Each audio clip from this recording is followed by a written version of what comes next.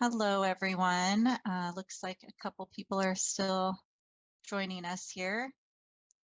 Thank you for joining us this evening for our second community meeting that CivicMic has been working with the city on. We appreciate all of the participation that we're seeing tonight. We know all of you should have your ballots at this point, and we'll talk about that a little bit later. So, some people may not be attending because they've already cast their ballot and made a decision, but this meeting is really intended to give you an opportunity to ask any final questions that you have before you make that decision. We will keep our presentation short tonight to right about 15 minutes and then go into questions so we can hopefully answer everyone's questions.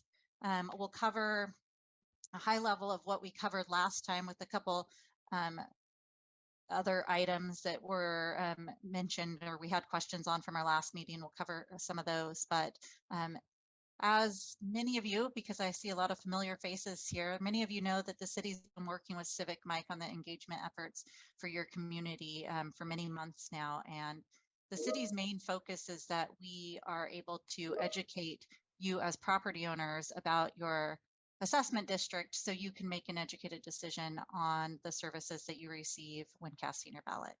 So tonight we'll cover the history of the district, service reductions, and the Prop 218 process. This meeting will be recorded and saved onto civicmic.com for any of your neighbors who may miss it, or if you have to drop off early for some reason, that will be posted at the beginning of next week. If you haven't visited the website, civicmic.com, civicmic.com/Pomona, there is a ton of educational material for you on that site to help you understand your assessment in more detail. So a few ground rules, same as the last time. We're going to try and keep the meeting to right about an hour. We'll hold questions to the end of the presentations, but like I said, the majority of this meeting will be answering questions. We will keep everyone on mute so you can hear not only the presentations, but that you can hear the other questions that are being asked by your neighbors. We will also attempt to shield anyone from slander or personal attacks. So any foul language that's being used or personal attacks on anyone, that person that's making those will be moved to a private room and then allowed to return after a short period of time. If they continue with that behavior, they'll be removed from the meeting completely. We do this only because we know that everyone on this call does not have the same opinions about this process, and the city is not advocating one way or another, but here to educate you on the information they have about the assessment district so you can make an educated decision. So we want to hear from all perspectives, all points of view, and we want you to have the opportunity to do that. So with that being said, we'll move into our first presentation from Shandy, the Public Works Fiscal and Project Manager for the City of Pomona. She'll cover the history of the district. Shandy? Hi, good evening. So I'm going to just do a brief presentation, as Danielle said, on the history of the district and also on the status of the budget. So we can move to the next slide. So the assessment district was formed after several publicly noticed meetings, and it was formed so that the city would serve as a trustee of the funding that was received, and the city uses this to fund landscaping and lighting services, maintenance services in the district. So as designed, as I said, it was designed to fund the additional landscape and lighting district services in the district. And the general fund and other funding sources were not intended to subsidize these services in the district. Next slide. So this slide depicts recent budget trends, and I'll just kind of go over some of the highlights. But in recent years, the fund has been operating at a deficit. That's the number in red. Any fund balance that remained, which is kind of like the savings account, has been being depleted at a rapid rate, while costs have continued to increase with the rate of inflation. But the assessment has remained the same since 1993. So, like, as I said, costs are going up, but the revenue that the city is collecting is almost the same since 1993. So it's broken down, the budget's broken down into several categories. And I'll note that the fiscal year begins on July 1st and goes until June 30th of the following year. So there are personnel costs. There are portions of 6 staff salaries that are paid out of this line item, which include 3 workers who are on the ground in Phillips Ranch that enforce the landscaping and tree contracts. The 3 remaining staff are administrative and include me, an accounting technician who pays the bills, and an administrative assistant who answers all of the calls that pertain to Phillips Ranch. The 3 administrative staff are only paid 5% out of Phillips Ranch, although our time allotted to Phillips Ranch on a daily basis generally greatly exceeds this amount. And it should be noted, Phillips Ranch is the largest assessment district in the city, so that's part of it. Other operating costs, this includes mainly electrical materials, entrance signs, structure, light maintenance, contractual services such as the annual engineer's report that is required to be submitted to the county, general maintenance and repairs, small tools, gas and electricity. Water was budgeted at a higher rate initially this year, closer to 2021, with an attempt to take into account the significant increase in water rates that have been occurring over the last several years. They've been incurring 10%, increasing 10% annually. And that goes into the budget for the assessment. Weed abatement includes fire mitigation in the hills, and this is historically underfunded. And Daniel will probably touch on that a little bit more too. Tree maintenance, landscaping, and so revenues come in at generally around $950,000, but expenses continue to rise. Danny will be discussing in greater detail the mitigation plan in a bit and how we had to cut this budget this year dramatically, as there is no longer enough fund balance to sustain the level of service that the district has been receiving. But it also should be noted that, depending on what happens with the ballot measure, the next fiscal year begins July 1st of 2023, and we will have to budget accordingly, according to whatever revenues we anticipate, whether it's the new ballot measure, whether it passes and we get a higher revenues, or it remains flat at around $950,000. So it could mean that this reduced level of service that we've had to cut back to might just be what becomes the new norm, depending on the outcome of the ballot measure. So the next slide. And then this slide just again highlights, it shows a snapshot of the increasing deficit. And again, this difference has historically been paid out of reserves, but without significant cuts this year, there were no more reserves as budgeted. So reserves would be negative, something else would have to come in. So there's no money for emergencies. And if the budget continued as usual, there would be a shortfall of $409,000. So we had to cut essentially $409,000 out of the budget. So on to the next slide. The assessment rate has remained unchanged since 1993 at $277.81. Had inflation been incorporated into the initial assessment, the rate to fund the landscaping and lighting improvements at a level that was intended when this first became an assessment district would be $573 if the assessment had risen at the rate of inflation. So, however, the rate being proposed for this ballot measure will be $511.58 for a single family home, which amounts to about $42.63 a month and represents a $19 a month increase from the current assessment. And so we went back and forth, obviously from the perspective of somebody like me who handles the budgeting and the city and their finance department, we would like to have an annual inflator that could sustain this budget long term, so we don't have to come back and do another ballot measure.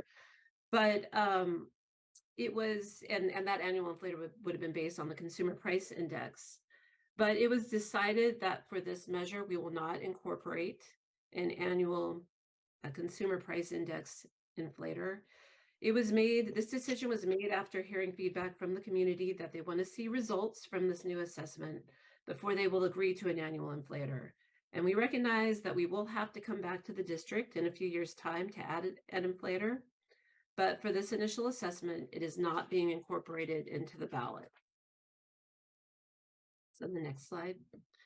So in 2008, the city attempted a Prop 218 ballot measure because the city has been aware that there was rising costs and the flat assessment for obviously quite some time, and that it's been hurting the budget. And we've seen the budget the fund reserves just deplete over time.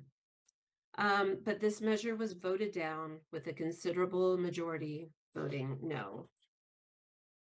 And then on to the next slide.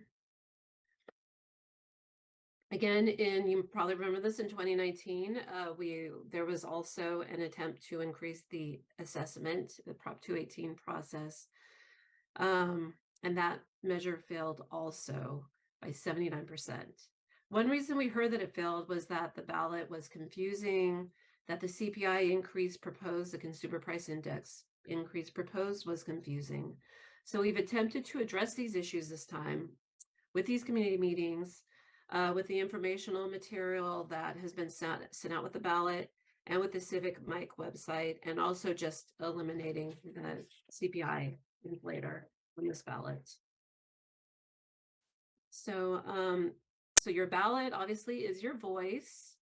And I just want to reiterate, there is not going to be an annual increase. What you vote on, if you vote to pass this new assessment, it will stay at this rate, at the new rate of, what was it, 511, until the city would come back with a new Prop 218 ballot process, maybe in a few years' time. Hopefully with, residents understanding and seeing the benefits of this increased assessment. But without an increase in the assessment, service levels will decrease considerably to be in line with the budget. So, and Danny will discuss this in greater detail. Thank you. Thank you, Shandy. Now Danny will discuss the service reductions. Okay. Good evening. My name is Danny Whaley. I'm the Parks and Facilities Manager here at the City of Pomona, and my department and division takes all the calls from the Phillips Ranch residents with regards to trees, the open space, the various weed abatement areas behind and in the hills, as well as all of the green belts and exercise equipment. All of the calls and complaints come into our office, and we also manage the landscape and trees for the entire district. So we can go to the next slide. So two options on the ballot, as you are aware, voting yes and voting no, and what this means. Voting yes to increase the assessment restarts the landscaping services with merchants landscape services at a level C, which was approved by council. And then if that, once we're 2 years into a 5-year contract right now. So if that vote is yes, we can go back to that level C and keep them working on the specifications that they've been working on for the past almost 2 years. Obviously, as Shandy said, in January, we had to cut the contract significantly. We're right now at a very bare minimum manpower to keep the sidewalks clean and try to keep everything safe at this point. That contract is right now running at about just under $15,000 a month for landscape services. So it's well under a level C. And we've been really lucky because of the rain, the cold. Things aren't growing the way they will in the summer, so it's really not impacting us right now, but we will start to see a change come March and April as it warms up. So obviously the yes vote allows us to do all of the services that the residents expect and call into our office expecting. And the no vote will mean that we are going to take the $900,000 that we get in annually, and we'll have to divide that up through all the different services at whatever levels those come out to be. And as most of you are aware, prices are continuing to go up, labor prices and contract prices, and all of this is going up, it's not going down. So obviously service levels will be affected. Go ahead, go to the next slide. So just so you understand where we are right now, we're in that reduced budget column. That $89,000 reflected is that $14,800 a month that I had mentioned. That will be January through June this year. Tree maintenance has gone to zero. So as people call in, we are telling them, unless it's an absolute emergency or an emergency, we're holding off on tree maintenance until July 1. And then obviously water, we've cut that down to the very bare minimum of $30,000 a month, which is really just the meter fees. And luckily, like I said, we're getting really lucky with rain. So that's really helping us right now. But that's kind of where we are at this moment. That's not where we want to be. That first column there, where it shows $407,000 a year, that is the annual contract value amount for merchants at level C. That's where we need to be. And again, that's almost half of the budget that we get for the current assessment. And that's just for one contract, and they only do the landscape in the paseos, and on the green belt, they do no weed abatement throughout the, or any open space throughout the district. So the open space and the weed abatement areas are not under contract currently, with the exception of we did have a one-time contract with Brightview that ends this year, that they were trying to do a 5-foot setback for as much as they could. That will cease. We did continue that because that came out of reserves. So we'll go to the next slide. Just so you know, when we went out to bid, so you might say, well, why is merchants so much money? The level A service that we went out to bid 2 years ago, these were the 3 qualified bidders that came in. Merchants was $441 for a level A service. As you saw, we're paying them $407 for a level C service, which was all in the contracts. The city council could choose level A, level B, level C, depending on the budget. This was the lowest contract amount that we could go. And of course, this was 2 years ago. So if we change our scope and go out to bid again, it could increase even more, depending on what the contractors turn in July, if we have to go back out to bid. Next slide. All right, so one thing, people forget, this is a landscape lighting and maintenance district area.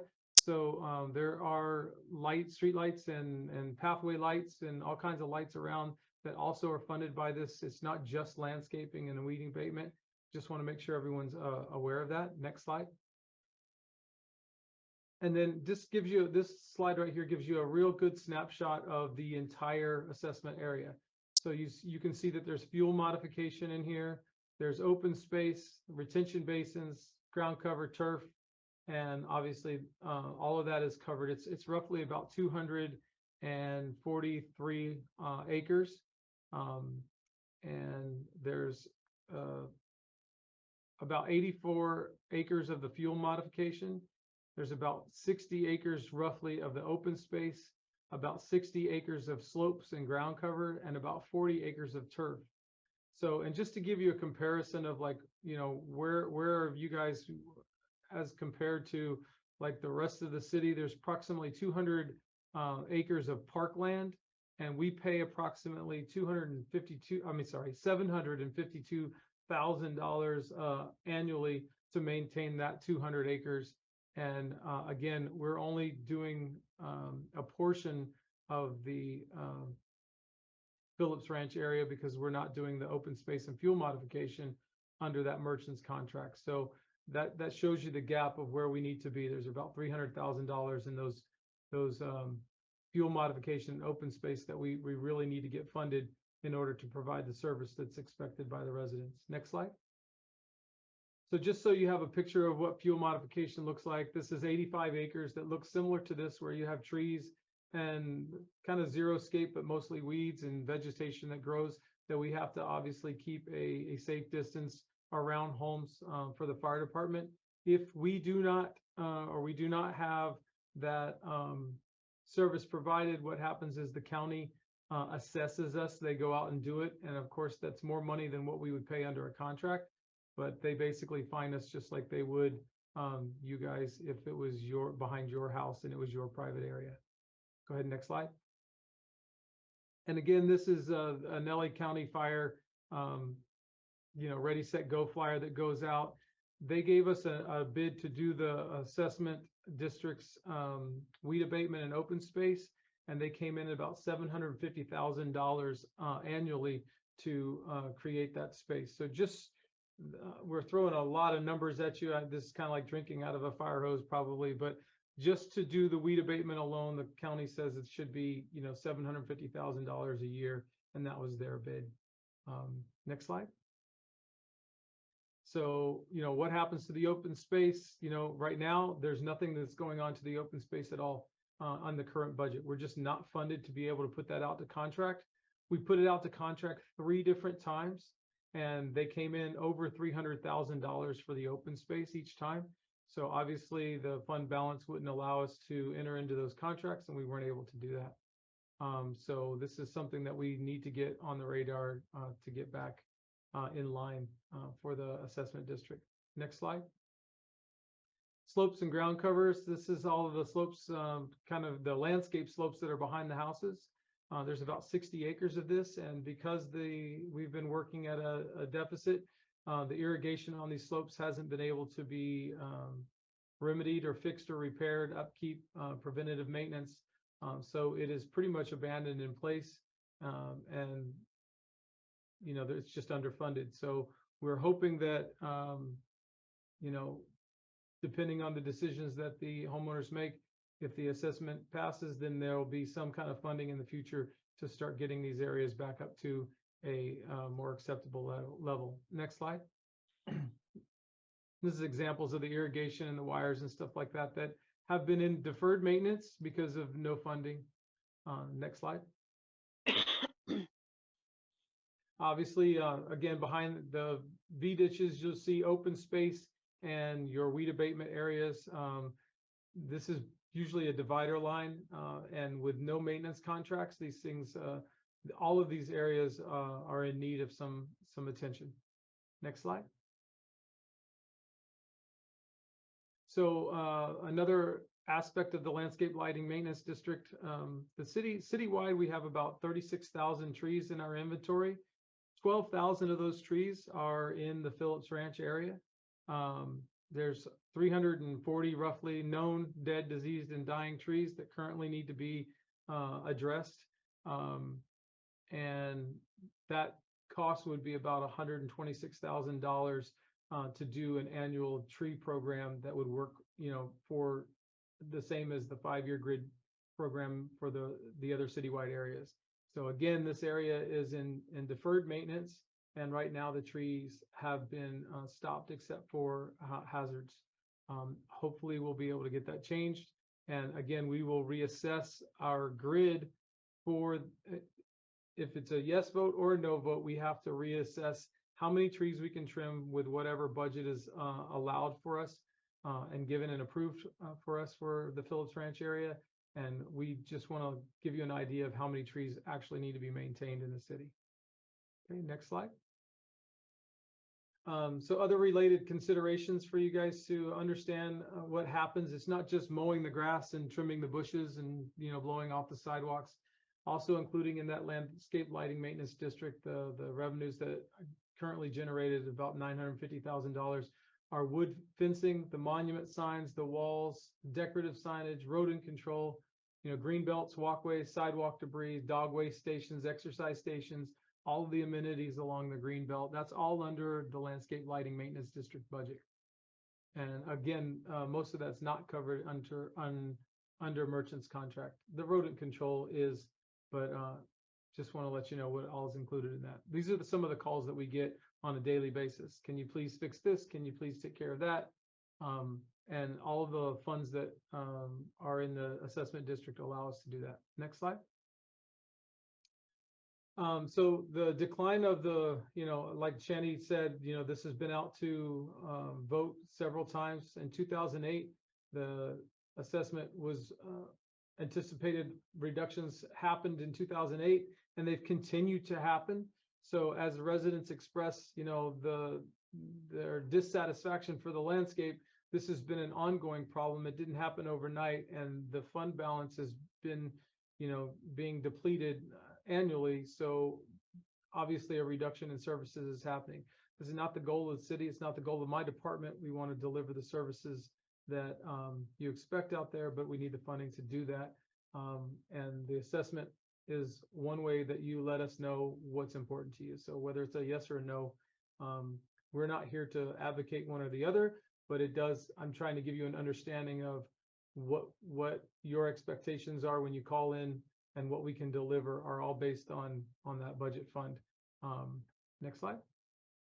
And I pretty much covered just what I just said. So for us, in my division, my department, we listen to the community on what they decide is important to them. And this is a way of us hearing what you want. Again, the assessment allows us to maintain the district on the level that you guys see fit. So I'll be here for any questions. And that's the end of my little presentation. Thank you, Danny. We will move on to our last presentation before we move to questions. Sarah Maris will go over the assessment and ballot process. Sarah?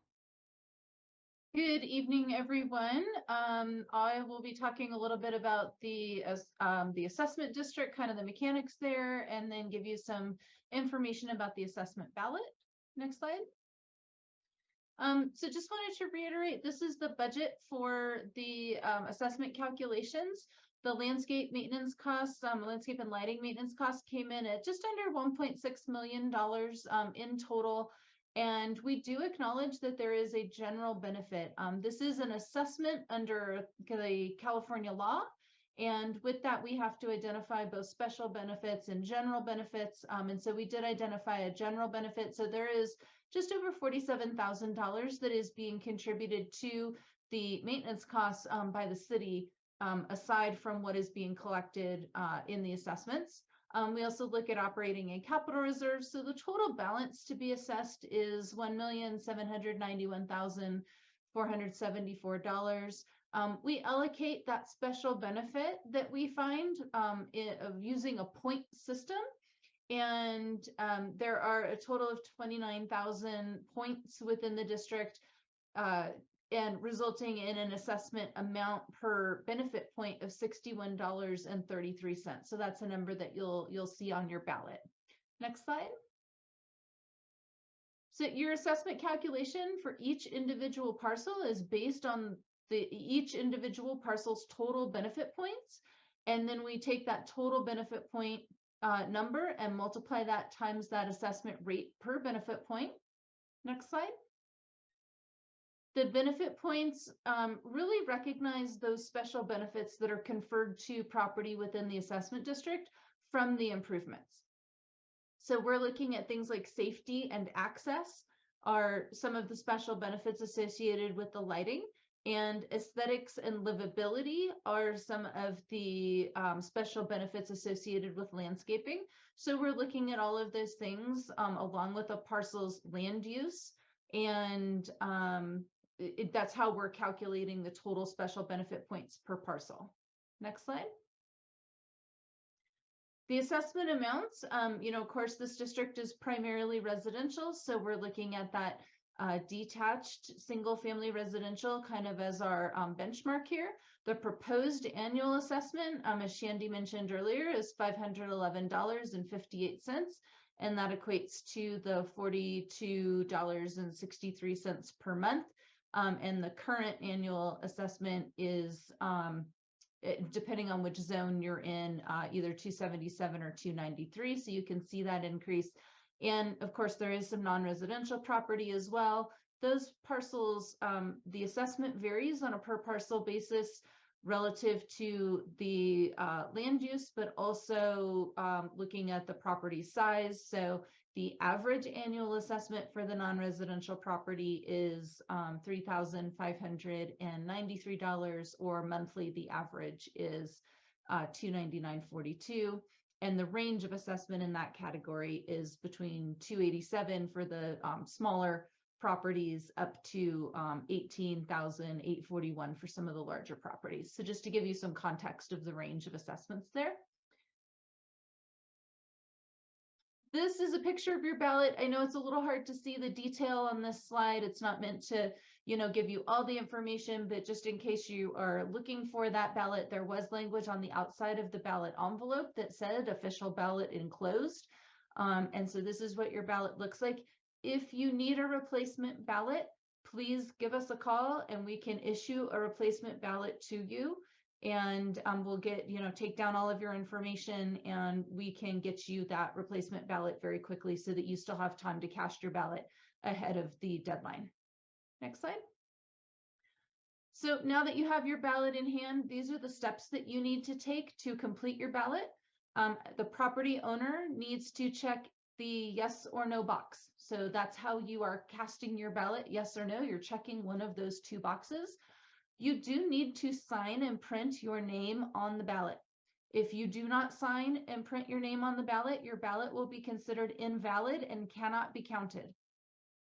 So we do need to make sure that you have that signature there.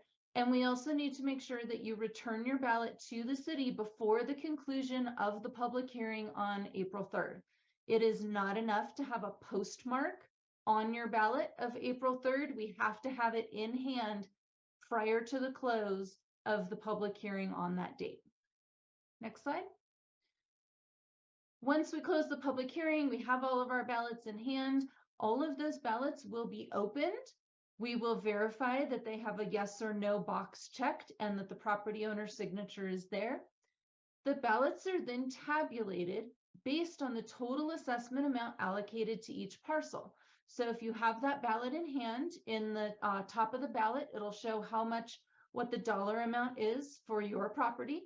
Again, if you're single family residential detached, that'll be that $511 and change. Once we add up all of the dollar amounts, the assessment amounts associated with those ballots marked yes and those ballots marked no, we compare those two things.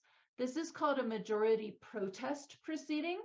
And so what we're looking for, if there's a majority protest, that means that the assessment district does not get formed. So a majority protest is when the total assessment amount of those ballots returned in opposition or with the no box checked is greater than the total assessment amount of those ballots returned in favor or having that yes box checked. And again, it's of those ballots returned, not the total ballots mailed. So that's how we would calculate that majority protest and determine whether or not the assessment district is approved by property owners who are casting ballots.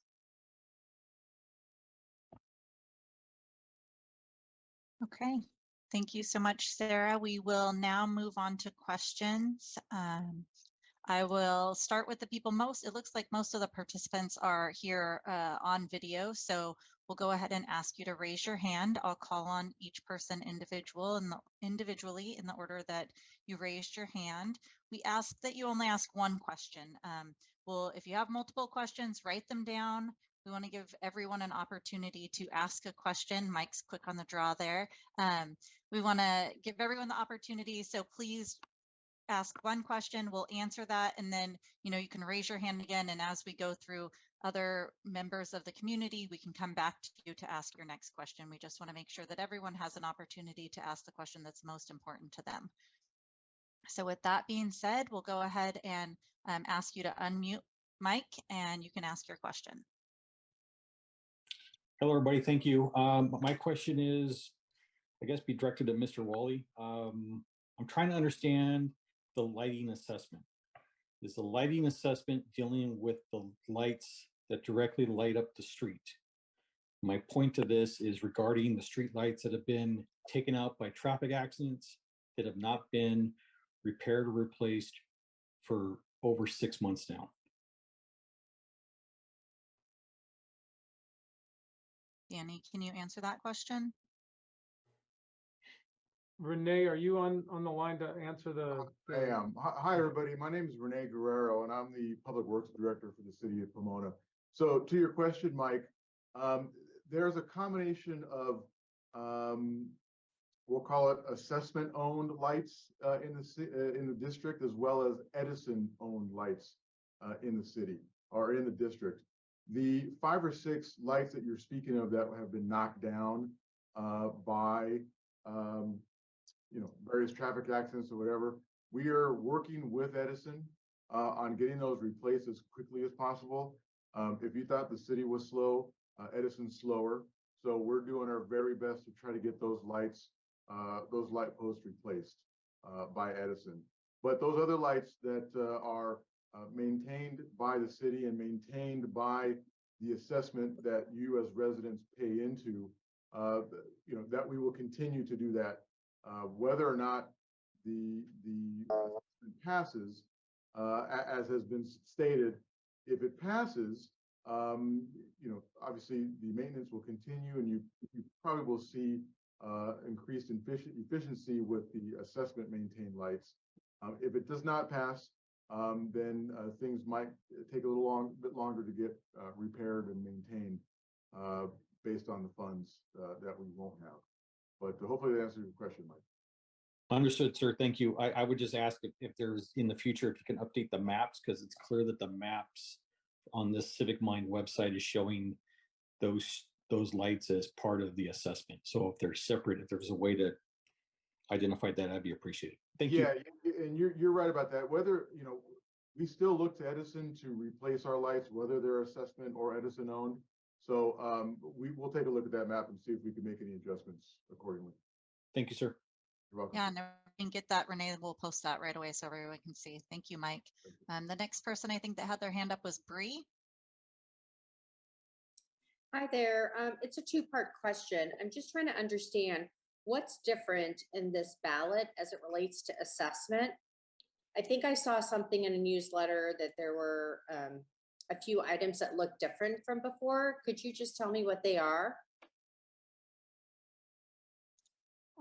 Sarah may be able to answer some of that. I know one of the things that we mentioned already is that this ballot does not have the CPI. We heard previously that the ability to increase with an inflator was not something that the community wanted to support at this time. So that was removed. Is there anything else on there that was different that you wanted to call out, Sarah?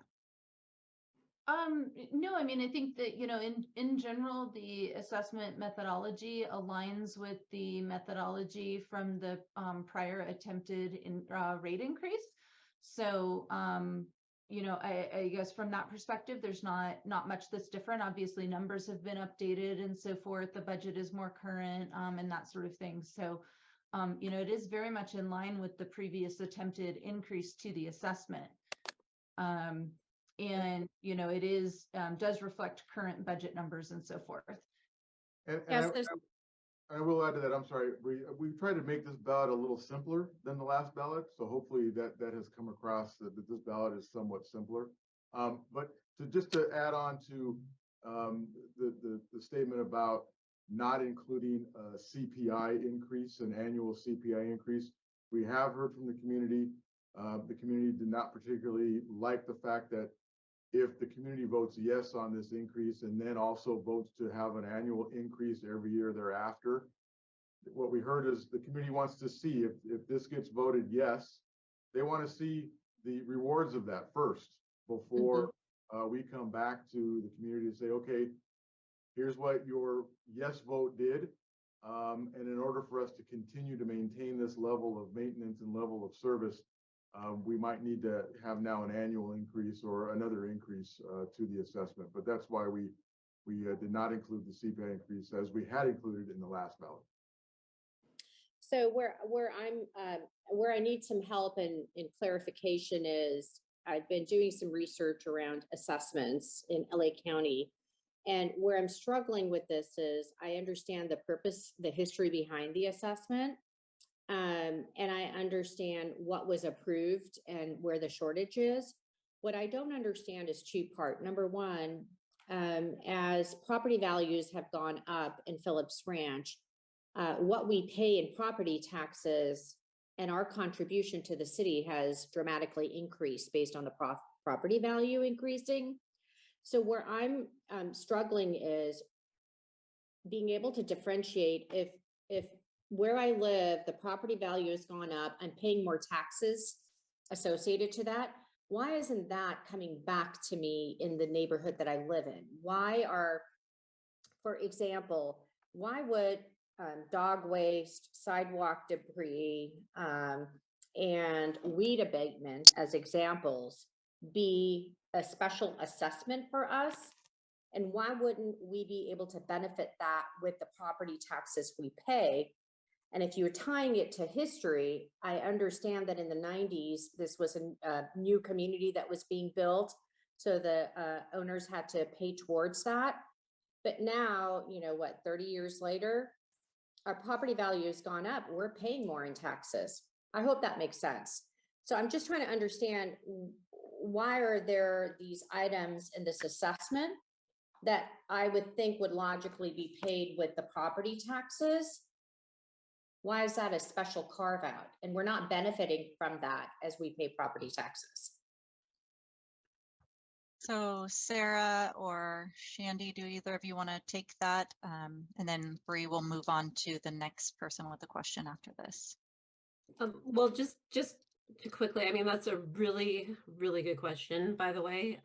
But you know, the assessment I think was created to fund kind of a higher level of landscaping and lighting than probably what the rest of the city receives via property taxes.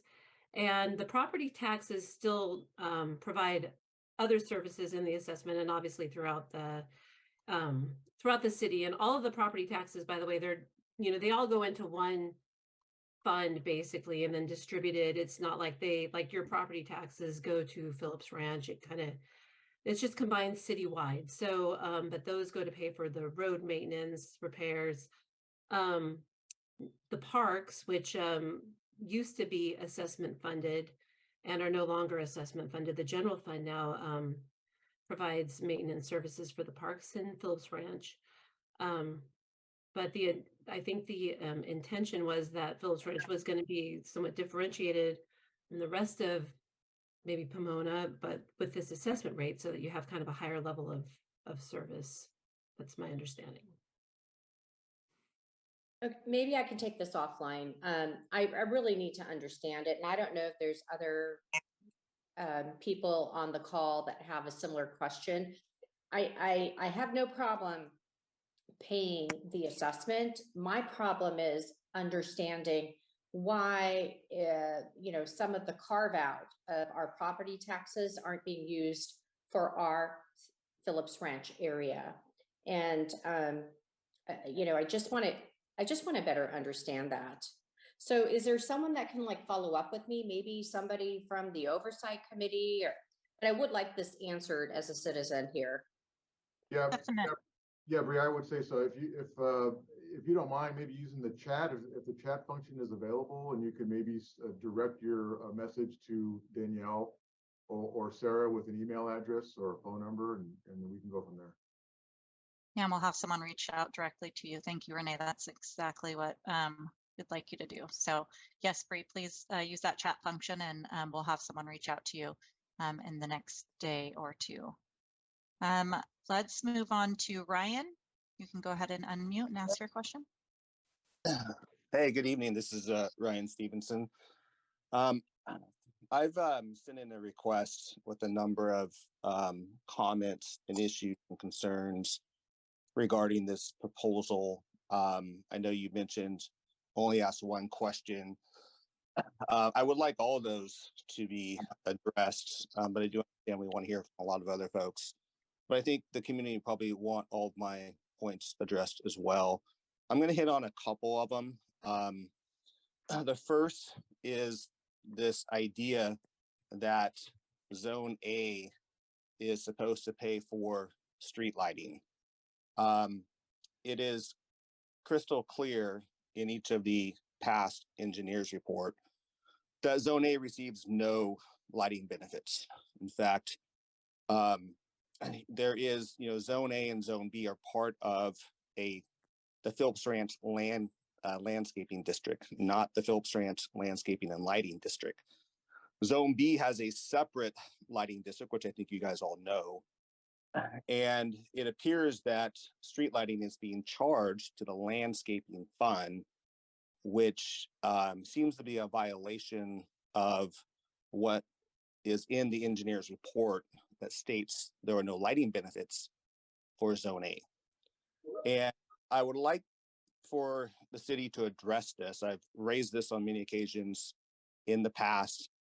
I think the city is misleading residents in this instance. And I think they should correct this and make it clear why the engineer's report has no lighting benefits for Zone A, yet what we're hearing today and what we've heard in the past presentation is that street lighting costs, the energy, the materials, the facilities to repair are being charged to our Phillips Ranch landscaping district fund. So that's the first one.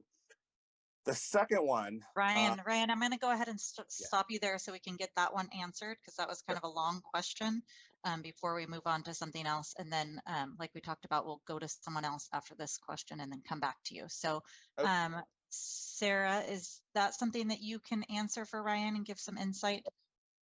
Well, just briefly speaking to the assessment district and the process that's on the table right now, that is technically a new assessment district. And so we are looking at the improvements, looking at the property and so forth, independently of any analysis that was done in the past. There have been changes to the legal landscape and other factors that mean, you know, that things this time may not be done exactly as they were before in terms of the original assessment district. So again, just reiterating, this is a brand new district with a new analysis on the special and general benefit and so forth. And then maybe, I don't know, Shandy, if you're the appropriate person to address, you know, maybe a historical question about the older districts there. This would be something I'd have to look into because I can't address that right now. And So Ryan, I'd be interested, sorry, Danielle, I'd be interested in just to hear where did you send your questions to? I haven't seen those questions. I don't know if any of my staff have. I'd be interested in where you sent those questions to. Actually, it was one of the other residents that sent it in for me. And I don't have that name, but it was sent to someone on the city staff.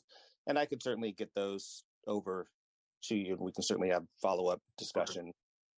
Okay. Yeah, and Brian, if you could also, you could send those questions to the contact@civicmic.com or dwood@civicmic.com, and then I can route those and get responses to those, and we can post that information on the CivicMic website for everyone here that's holding their ballot and waiting to cast that, you know, to get an answer to that question. So that would be the best way to get that question answered. Okay. And yeah, if you could circle back with me after others ask questions, I would appreciate it. Thank you. Okay, thank you. Jim, you are next. Jim George, if you want to take yourself off of mute. Yes, thank you. Good evening. Good answers. I appreciate the fact that they're not being evaded at all. I only have one comment, and that I would like to, or I hope, let me put it a different way. I would hope that not one penny of any of this assessment gets diverted to the Village Loop Road center divider and the wasted trees and water that are put into that media. And that's really all I have to say on that. It's I just think it was a bad decision then, and just sinking more money into it doesn't make sense. We have enough trees without having them there. Thank you. Thank you for your comment, Jim. Leanne Olson, you can go ahead and take off mute. Hello, thank you. I had a question regarding the trees as well. I understand the open spaces, like that is specific to Phillips Ranch. But the trees that are lining the streets, that's the same in other parts of Pomona. I don't understand why we would be receiving an assessment for street trees Even if it's a wider green space along the street, it's not part of a separate space that's different than other areas of Pomona. I've also noticed on your map of trees that all of the trees between our homes and the 71 freeway were included in the assessment. Many of those have already been torn out with the construction of the freeway. And like, I no longer have trees behind my house. And yet, so I guess I understand the need for protection in the open spaces, the burn space, all of that kind of stuff. But a lot of the parts that are just part of city streets or along the highways, that seems like we are being charged for something that other people in the city of Pomona are not being charged funds for. So I want to understand why that was included, I guess. So Leanne, I think that's about the level of maintenance that you're receiving on those trees, not that you just have them, that they're a higher level of maintenance for your community rather than the entire city. But I think Renee took off mute there to go ahead and answer that question. Yeah, I'll attempt to answer that question, Leanne. I hear your point that, these are city streets, even the streets that run through the district, right? Even the streets that run through the Phillips Ranch area are city streets. My response to that would be, when this district and when this assessment was first established, despite the fact that these are city streets, the agreement between the developers of Phillips Ranch and the city was that even those trees that run alongside a city street were to be maintained and kept at such a level better than, or I'll say better than the rest of the city. I see your point. There are street trees. There are trees along other city streets that we are that fall under the city's maintenance responsibilities. But again, to go back to the area that you live in, the district and the community you live in has this special assessment to keep those street trees looking good and maintained as they should be. The issue is that there's not enough funding to do that right now because the assessment has been at a level that hasn't seen an increase since 1993, I think the year was.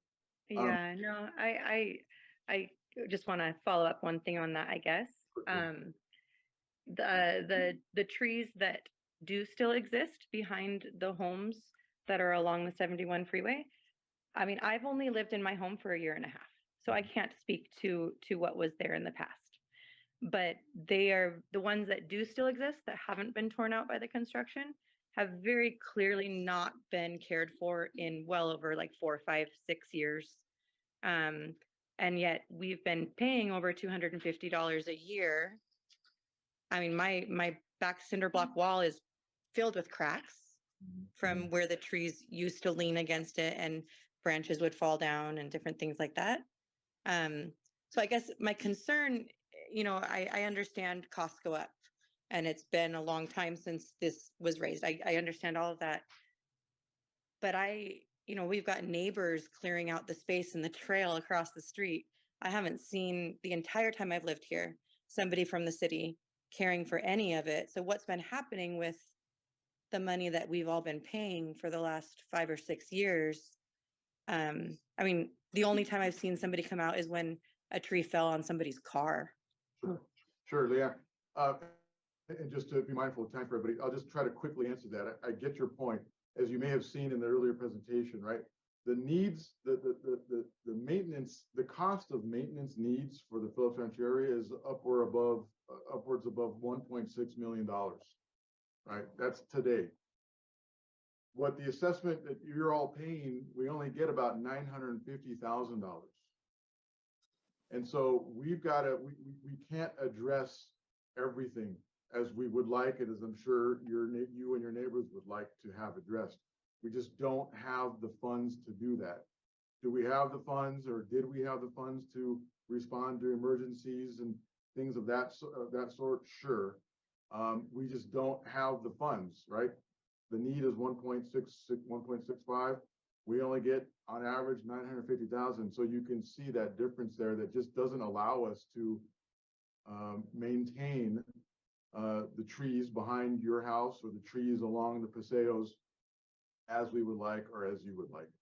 And that's just kind of the sheer fact of it all.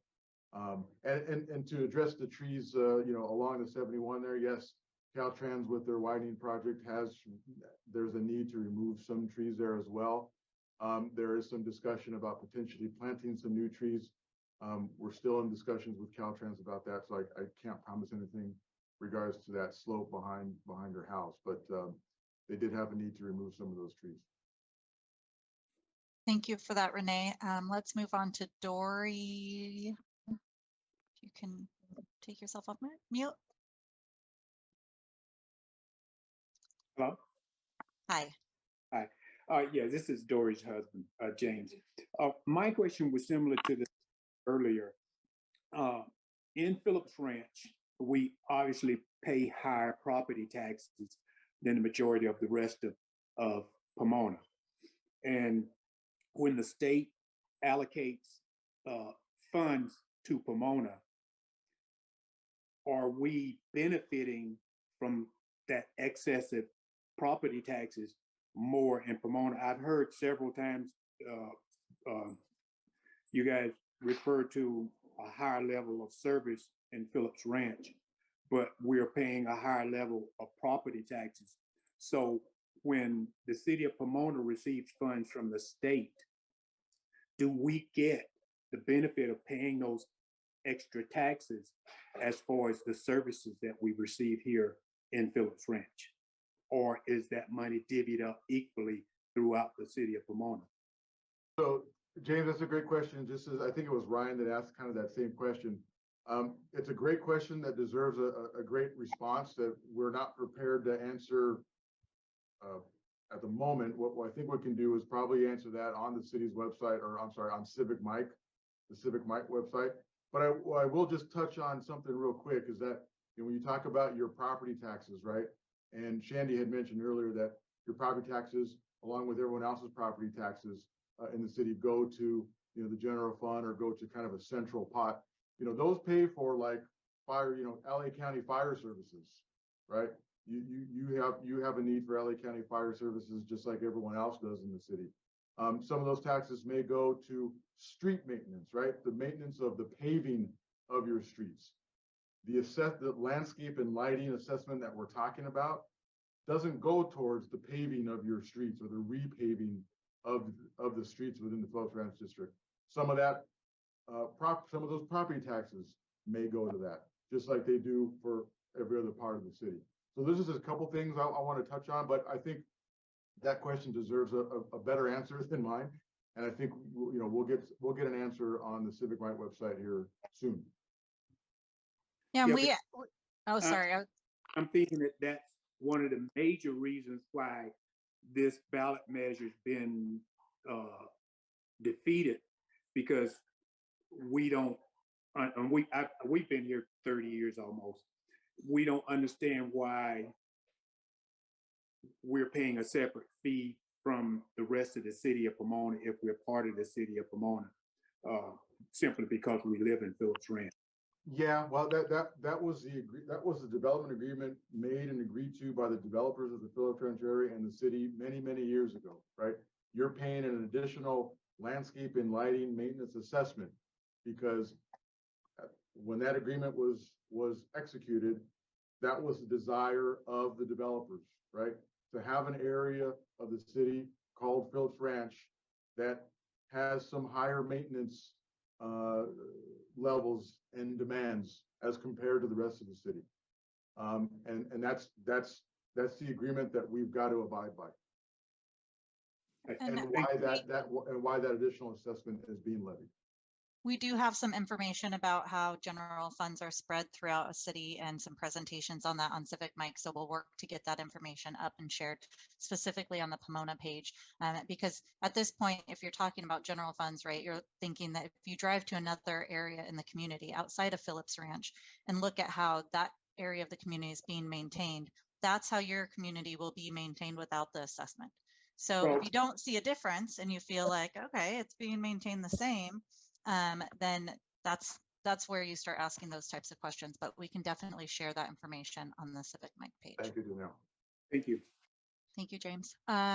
Let's go. I think I had Gary on here still, and then We got a bunch more people that raised their hand, but Ryan was up. So we'll go from Gary to Ryan and then on to the others. Gary, you can, thank you. Okay, thank you. Good evening, everyone. I'm going to make it quick. My question partially got answered during the course of the meeting, but with the trees and the lighting conversation, but it's kind of a unique situation. I have a perfectly well-working street light across the street that lights the three to four houses on the corner. But the problem is the tree has grown around the street light and to a point where it almost only puts lighting, a little bit of lighting directly downward from the light itself. So it really makes it a really pitch black dark corner when you walk outside at night, literally. So my question is, in regards to safety, would that be a tree that would qualify to, at a minimum, get the branches trimmed and that therefore eliminate that safety hazard? And that was my question. Yeah, a good question, Gary. I can't promise anything. I'll talk with Danny and Danny, I can take a look at it, have Danny take a look at it out of there. But as you may have seen in the earlier presentation, right now, because of the condition of the budget, we don't have any money for tree maintenance, nothing whatsoever. But we will ponder, whether or not this could be considered some type of an emergency. And we'll take a look at it, but I can't promise you anything, Gary, but thank you for bringing it to our attention. Well, do you mind giving us your address over this public meeting?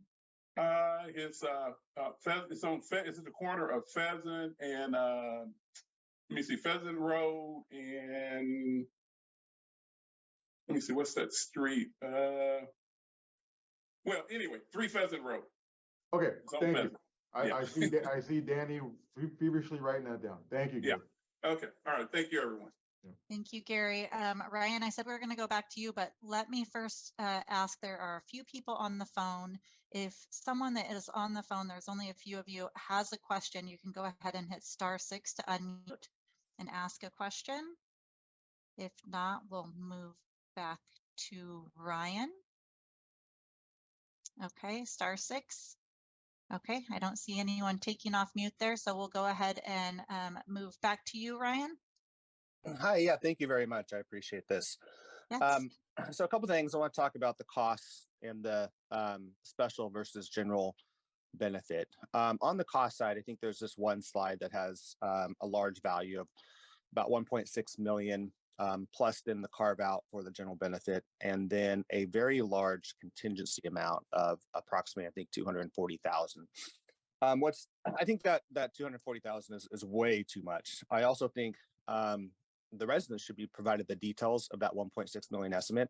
So in other words, for each of the categories that make up that estimate, we should see how each of those estimates were developed. What were the assumptions, etc. I think those details would be helpful for folks so that we can look at that.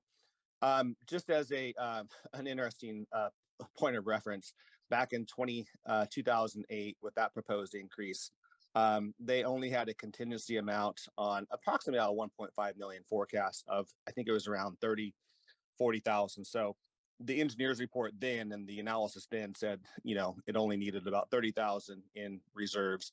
Here we're saying about 240,000. I think that is way too high. Just a couple points there. What's most important here that I think folks really need to understand is this concept of general versus special benefits. As I think the city has since realized, because they didn't do this back in 2008, we pointed it out back then. This is a substantive requirement in Prop 218. The city has to do this analysis, and it's the burden of proof is on the city to demonstrate, how it does this special versus general benefits. And I think we need to see the details of this as well. There's a 2.9% figure, and I think we need to see all the details that backs that up. Any studies, how that was determined. I'll give you 2 examples. In my opinion, the major thoroughfares in Phillips Ranch, and we're talking Rio Ranch Road, Phillips Ranch Road, Village Loop, Avenida Rancheros, Santa Clara Drive. The major thoroughfares, a lot of folks outside of Phillips Ranch use these thoroughfares daily. For example, approximately, at least a couple years ago, probably the same now, about 60% of the kids in the 2 elementary schools in Phillips Ranch reside outside of Phillips Ranch. So here we have 60% of kids coming every day or Monday through Friday using these roads. More importantly, or moreover, if you look at all the people that go to Winco and Walmart, and you just take a look at, Rio Rancho Road, it's got to be 80%, if not more, that come from out of the district. And Ryan, so, can I stop you there just because we're getting short on time. We have a lot of questions, and I want to let Sarah go ahead and answer part of your question. So you can get some feedback on that. Sarah, can you go ahead and give Ryan some information on that general versus special benefit calculation?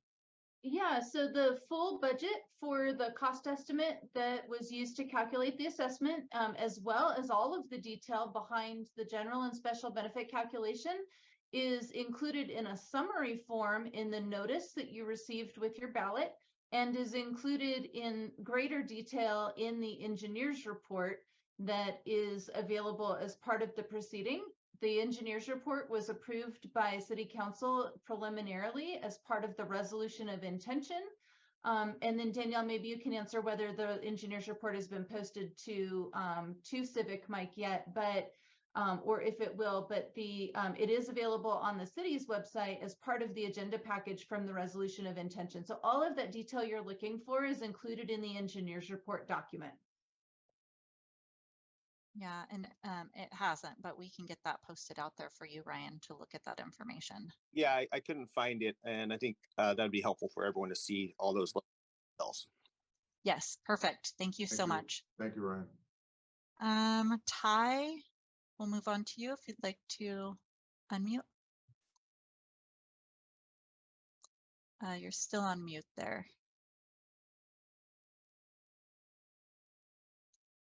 Can you see? Yeah. There you go. Am I good now? Yes. Oh, thank you. Good evening, everybody. So I heard one fella talk about our higher taxes here. We're taxed the same as the rest of the entire city of Pomona. It's 1%.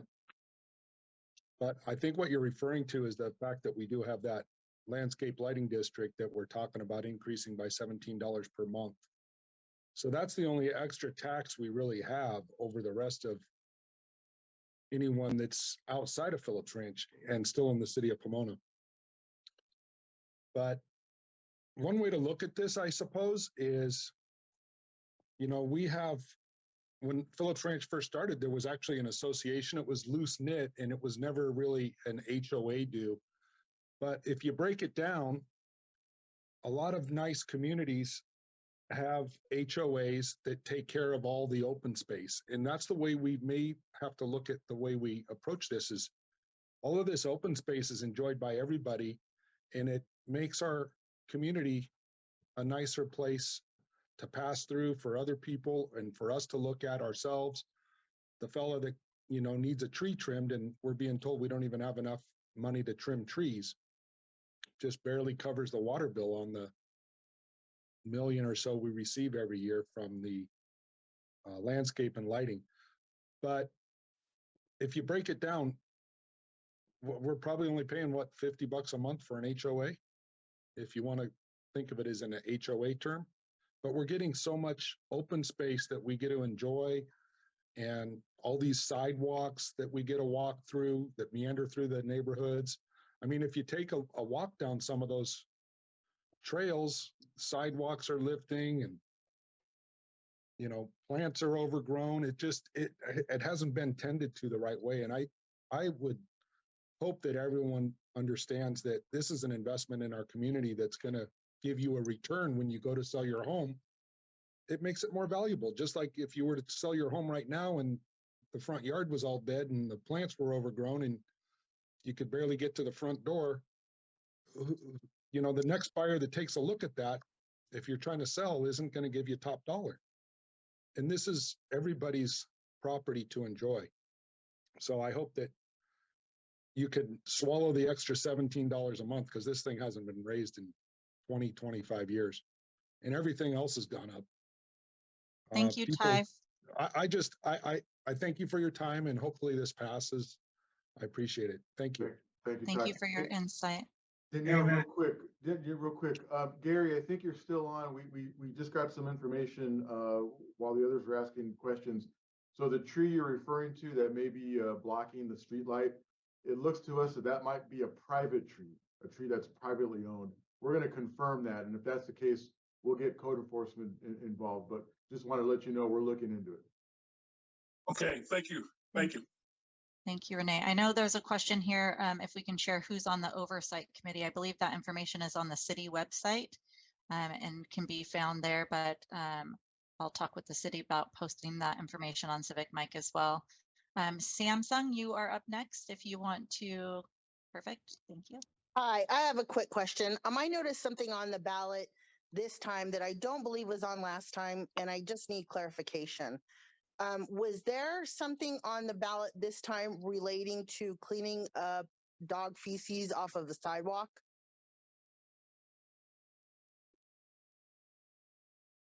Was there specifically something on the ballot about Yeah, that? something in relating to cleaning up the sidewalks.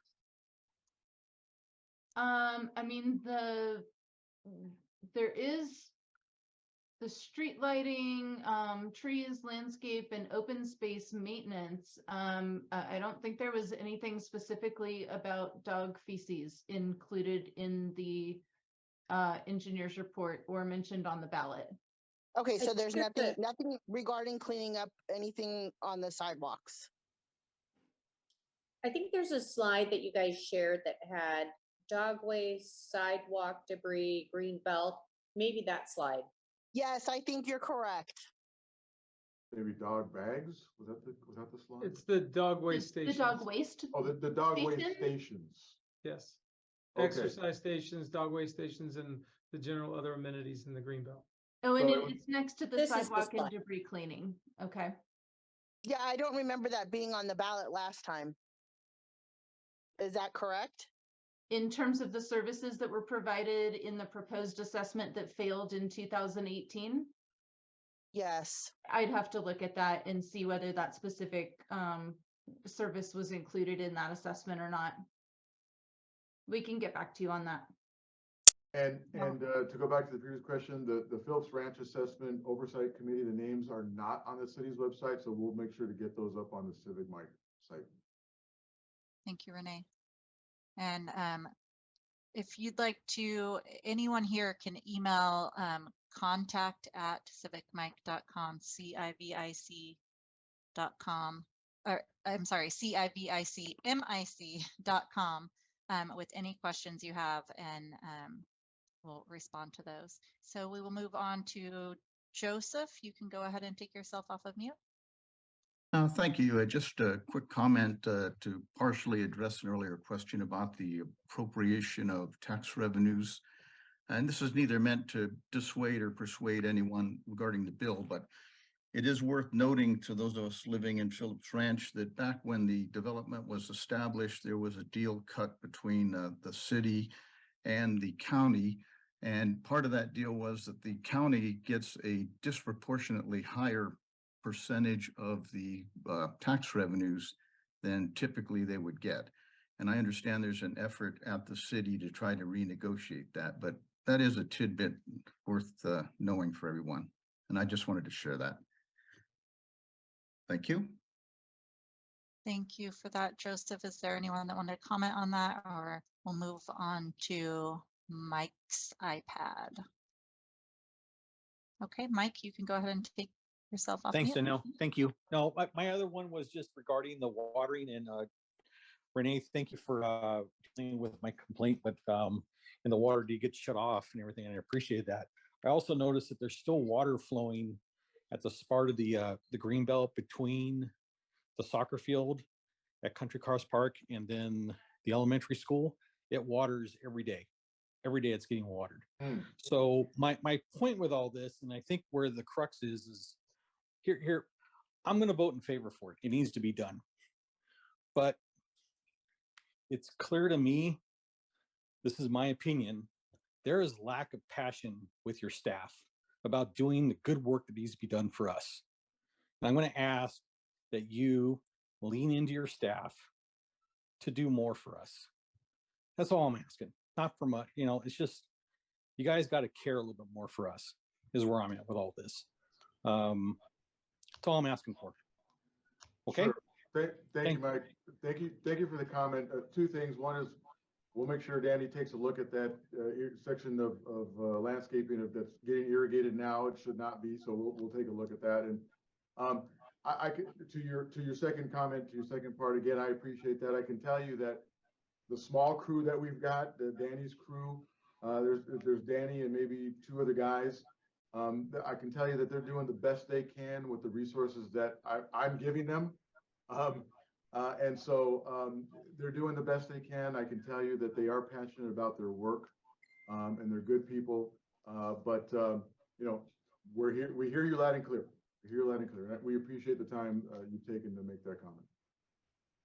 Thank you. And I see a question here about where you can see the itemized report of how the funds have been spent over the last several years. We do have on the CivicMic website the prior year engineers reports that you can look at that show the itemized budgets there. And that may help with some of that data that you're looking for. I think we're going to, we have showing you here on the CivicMic website where you can find the information in the data center there. And you can see some of the prior engineers report. I think if you scroll down a little bit more right there. So you can go through those and look at the information about what the budgets look like and then how much was collected and spent. We'll move on to, I think I had Ryan and Eric, and then we're going to go ahead and wrap up because I see people dropping off. Like I said, we want to make sure we answer everyone's questions. So when you cast your ballot, you feel comfortable with the information that you have and understanding about the district and what's on the table here being proposed to you. So feel free to email me, or I provided my email, or you can call our 1-800 number, which is 1-800 676-7516. We'll also put that in the chat with any questions you have. You have, just over a month, I believe, in time to get your ballots cast. So we want to make sure we answer all the questions that you have. Ryan, you can go ahead and take yourself off mute. Hi, thank you. Yeah, just a continuation of the general versus special benefit as I was speaking about. A couple points that I wanted to make. Again, the major thoroughfares, Rio Rancho Road, I would suggest 80% of that traffic is from outside the district, which if you look at it fairly, should be established as a general benefit and not a special benefit, which means that all the landscaping, the trees, all along the major thoroughfares that get used by many people outside the ranch should be covered for as part of the general benefit, which would be the city's obligation. Similarly, fire protection. In one of the charts that your team has produced, it shows, I think in red, those fuel modification areas, which really are a special benefit to a few property owners that abut to those fire modification areas. So we are, according to the state of California, we are not in a high fire threat district. This has been looked at for many years and are areas not considered to be a high fire threat district, which means that if an ignition occurred, it's not likely to cause a catastrophic wildfire. And so those costs for fuel modification, fire protection are a special benefit, but only to those property owners that abut against the fuel modification areas. And so I'm looking forward to seeing the engineer's report that went with the notice of intent. I would really appreciate if that gets posted. I haven't seen that yet, haven't found that, to look into those details of how the general benefit versus special benefit percentage was calculated. And as you all know, this is a very important part of the Prop 218 process. This is a substantial requirement.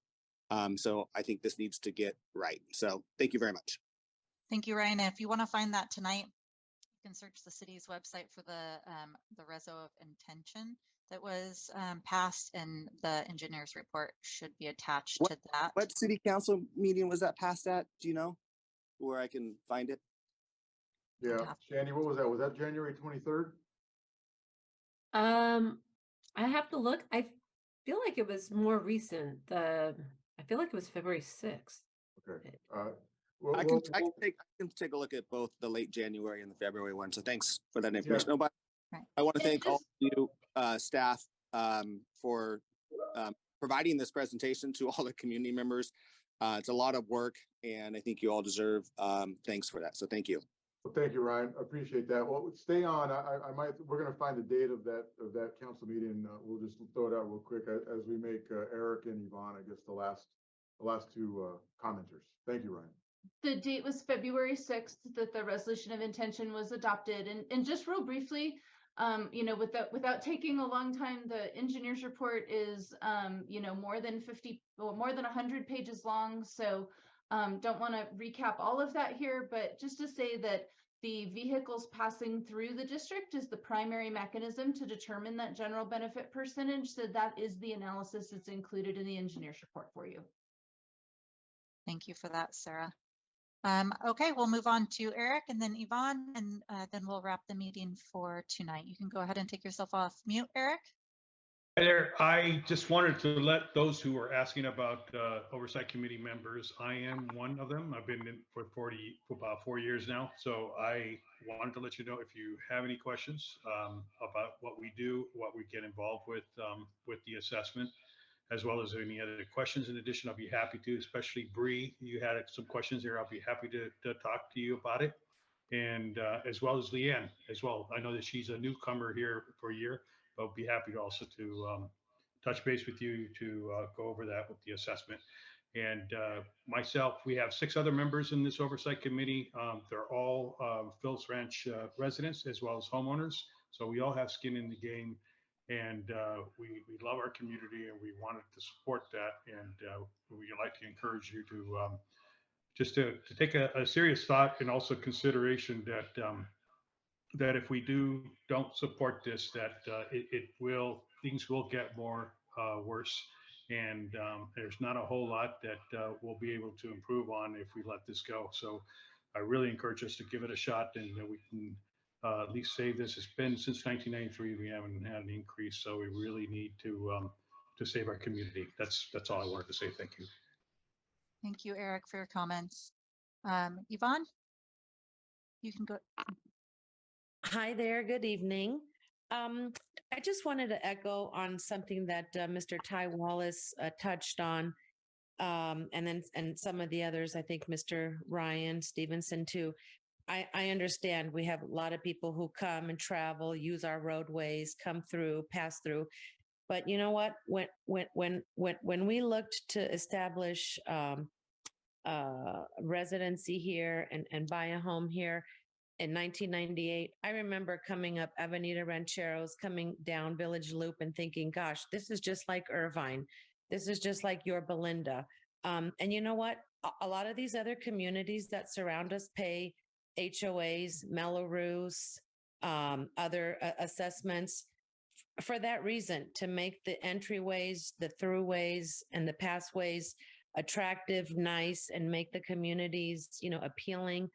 I get it. Maybe not a lot of homeowners take pride in curb appeal or taking care of their landscapes, but the surrounding areas that speaks a lot, for the community itself.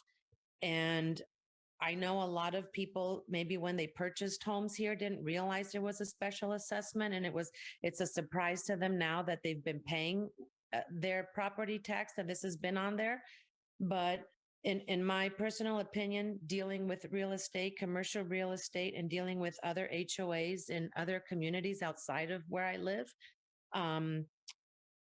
there's those few that will step up and make a voice for their investment.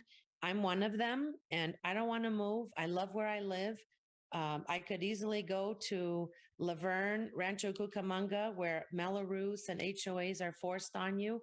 But I think living here in this community, yes, we've seen a lot go to the wayside, but many have still taken pride. And I want to just see this get back to that excitement that I had when, like I said, driving through the neighborhood and saying, I want to own a home in this neighborhood. And that will mean others will do the same. Our property values will stay high. Like Mr. Wallace said, we definitely don't want them declining. And sure, we'll maybe have other businesses wanting to say, we want to come here because, you know, we like it here. We see the pride of ownership that the homeowners take. And this is what is at stake now with this assessment increase.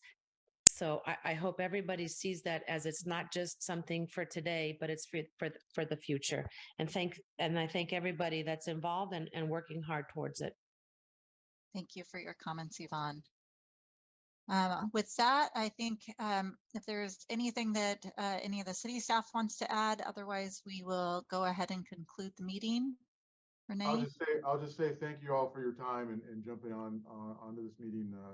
I know it's important for you guys, whether you vote yes or no, and hopefully we've shared some valuable information to help you make your decision. So just thank you for your time this evening.